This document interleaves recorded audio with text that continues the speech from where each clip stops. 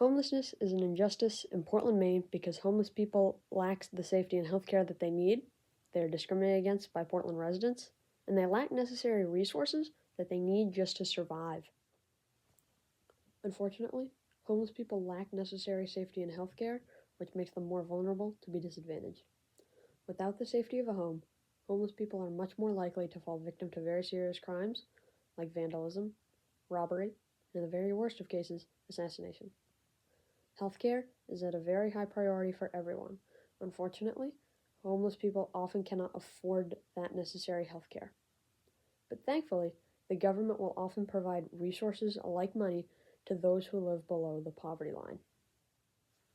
Homeless people are discriminated against in Portland, Maine because they are stereotyped by Portland residents. The life of a homeless person is made even harder when Portland residents say things like, "Just get a job. It's not that hard." As a matter of fact, more than half of the homeless population in Portland are employed, but they don't make enough money to afford housing. Another very common misconception that homeless people face in Portland is that they're all addicted to drugs. As a matter of fact, only 37.5% of homeless people in Portland are addicted to drugs. Unfortunately, they do not have access to one of the very few addiction medicine doctors in Portland or Maine in general because they cannot afford the work. Homeless people need very specific resources just to survive. They need resources like hats, coats, mittens, and shoes. Keeping warm is a very high priority for a homeless person. Unfortunately, it's very hard to do in Maine because on average, Maine has the second coldest winters in the United States, only behind Alaska. It only takes one advocate to do something that may seem so small to them, but it could completely change a homeless person's life, and in the very best of cases, find them a home. 8th graders can practice courageous citizenship, be upstanders, and work to combat homelessness in Portland, Maine by donating resources like the previously stated hats, coats, mittens, and shoes. That is the most obvious way to help combat homelessness, but remember, every homeless person needs a different assortment of very specific resources, because every homeless person has had a very different life experience. The only way to truly know what a specific homeless person needs is by asking and interacting with them. Teenagers should not be concerned to talk to a homeless person. Lesser known ways to help are by giving haircuts, washing their clothes for them, or finding a shower for them. Remember that every homeless person is different. They all need different things depending on their current situation. Some homeless people's biggest preference is a haircut.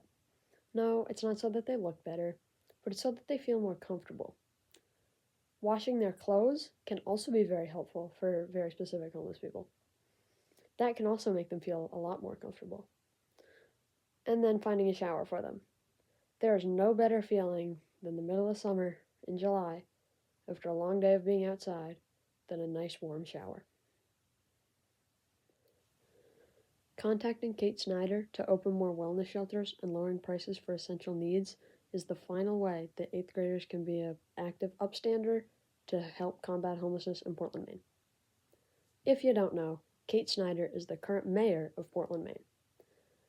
Giving her a deep dive on how much of an injustice homelessness in Portland, Maine is can really persuade her into doing many very helpful things. Lowering price ranges for essential needs can make it a lot easier for a homeless person to find housing, and if not, find warmth, which, as we previously stated, is very difficult in Maine. Opening more wellness shelters will take more people off the streets. Now, just because you're not living on the streets doesn't mean you're not homeless. It goes a lot more deep than that. People in wellness shelters are still considered homeless, but they at least have a roof over their head. One person combating homelessness in Portland, Maine is strong, but the potential power of the 68,313 Portland residents joining forces to combat homelessness, that would be unstoppable. Thank you.